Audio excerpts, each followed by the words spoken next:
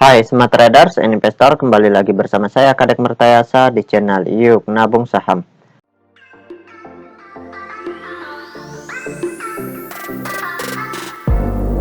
Nah, di episode kali ini kita akan membahas salah satu perusahaan yang di-request oleh Volks Sounding. Kode sahamnya LPIN, nama perusahaannya yaitu PT Multi Prima Sejahtera Tbk. Oke, untuk mempersingkat waktu, langsung saja kita cek datanya di aplikasi iPod. Jika Anda menyukai konten-konten kami mengundang Anda untuk mengklik tombol like dan subscribe agar Anda mendapatkan video terbaru kami setiap minggunya. Nah, di sini langsung saja kita ganti kode sahamnya LPIN, kemudian kita enter. Nah, kalau kita lihat grafiknya, perusahaan ini pernah menyentuh ke harga tertinggi di harga Rp1.400 per lembar, kemudian terendahnya itu di harga Rp300-an per lembar, seperti itu. Nah, kalau kita lihat dari grafik ini, perusahaan ini sepertinya terindikasi dikuasai supply-nya. Seperti itu.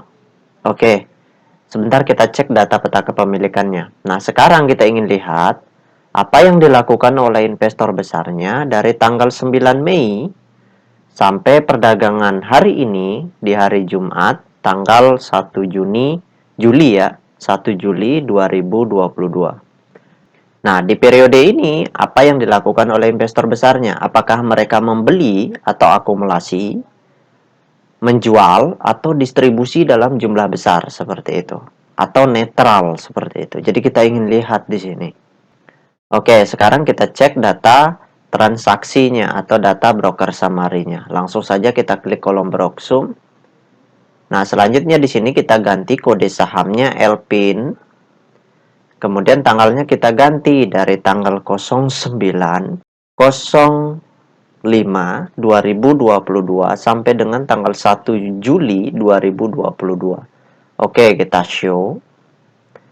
Nah, berdasarkan data transaksi atau data broker summary dari perusahaan PT Multi Prima Sejahtera Tbk ini, kalau kita hitung total lot yang dibeli dengan total lot yang dijual secara keseluruhan dengan menggunakan tools tambahan yaitu Detektor, maka dapat ditarik kesimpulan bahwasannya selama 2 bulan terakhir ini dari tanggal 9 Mei sampai dengan tanggal 1 Juli 2022, di periode 2 bulan terakhir ini investor besarnya itu melakukan aksi netral. Jadi di sini memang mereka tidak membeli atau tidak mengakumulasi dalam jumlah besar. Mereka langsung markup di sini, kemudian setelah itu jualan. Jadi netral itu artinya jumlah lot yang mereka beli dengan jumlah lot yang mereka jual itu cenderung sama selama periode 2 bulan terakhir ini, seperti itu. Oke, sekarang kita tutup data broker summary-nya atau data transaksinya. Nah, selanjutnya bagi rekan-rekan investor, jika ada yang ingin ditanyakan atau ada yang ingin di-request, silahkan komen di kolom komentar. Kalau bisa, request perusahaan-perusahaan yang belum pernah di-request dengan perusahaan-perusahaan yang mengalami kenaikan yang sangat tinggi atau mengalami penurunan yang sangat signifikan, seperti itu.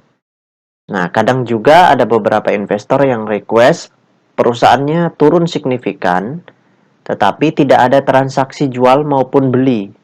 Itu kecenderungannya markdown, jadi saya nggak bahas seperti itu. Karena kalau dilihat dari segi data juga tidak berpengaruh signifikan karena aksi mereka adalah markdown. Nah, sekarang kita cek data peta kepemilikannya karena tadi saya mengatakan ada indikasi bahwa perusahaan ini dikuasai supply-nya oleh investor besarnya, makanya kita cek.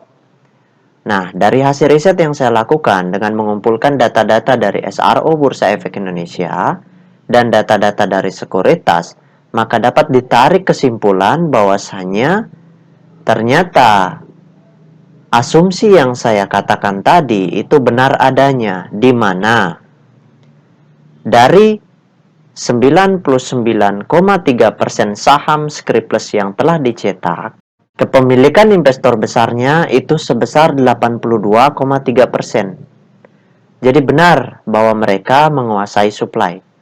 Makanya di sini wajar kalau markup-nya itu mudah sekali seperti itu.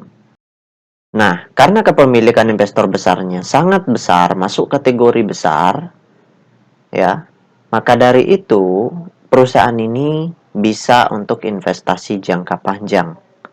5-10 tahun itu oke kita pegang seperti itu.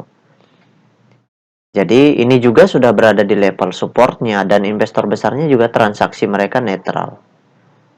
Jadi kita mulai bisa melirik perusahaan ini secara perlahan ya. Tetapi tunggu dulu kalau misalkan investor besarnya mulai mengumpulkan barang-barang yang dijual oleh investor retail seperti itu. Kita tunggu dulu mereka akumulasi. Dari 20% yang dimiliki oleh kurang lebih ada di retail dan semi retailnya. Nah, ternyata kepemilikan retail di sini itu sebesar 17,4%. Nah, ini porsi kepemilikan retailnya termasuk besar ya. 17 itu sudah cukup besar. Karena ambang batas maksimum kepemilikan retail adalah 25% untuk investasi jangka panjang seperti itu. Jadi, ya sebaiknya kita cicil pelan-pelan belinya, jangan satu kali seperti itu. Karena mereka pun akan mendeteksi bahwa ada investor retail yang masuk dalam jumlah besar seperti itu.